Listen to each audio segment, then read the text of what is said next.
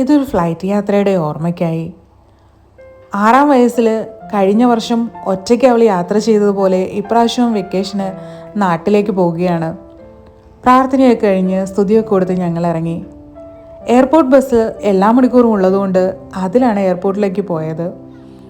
Achu 5 minute പോയാൽ അപ്പം ഛർദ്ദിക്കും. അതുകൊണ്ട് അവനെ ഡേ കെയറിലാക്കി.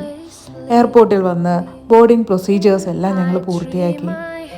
പിന്നെ അവൾ ഒറ്റയ്ക്ക് പോകുന്നതുകൊണ്ട് സ്പെഷ്യൽ ഹാൻഡ്ലിങ്ങിൽ വന്ന് നാട്ടിൽ എൻ്റെ പേരൻസ് അവളെ റിസീവ് ചെയ്യുന്നത് കൊണ്ട് അവരുടെ ഡീറ്റെയിൽസ് എല്ലാം ഫിൽ ചെയ്ത് കൊടുത്തു.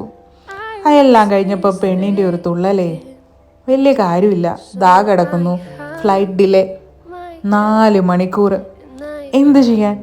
എസ്കലേറ്ററിൽ കയറി ഇറങ്ങിയും അവിടെ കറങ്ങി നടന്നും ഞങ്ങൾ സമയം കഴിച്ചു കൂട്ടി. അങ്ങനെ പാതിരാത്രി 1:30 ആയപ്പോൾ അവർ ഞങ്ങളെ വിളിച്ചു. ഇപ്രാവശ്യം ഒരുപാട് കുട്ടികളുണ്ടായിരുന്നു യാത്ര ചെയ്യാൻ.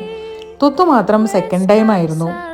അങ്ങനെ ബോർഡിംഗ് പ്രൊസീജിയേഴ്സ് എല്ലാം കഴിഞ്ഞ് സെക്യൂരിറ്റി ചെക്കിങ് കഴിഞ്ഞ് എൻ്റെ കരാട്ടക്കിട്ട് വീണ്ടും നാട്ടിലേക്ക് യാത്രയാവുകയാണ്. നാട്ടിൽ സേഫായിട്ട് അവളെത്തി. എൻ്റെ പേരൻസ് അവളെ റിസീവ് ചെയ്തു.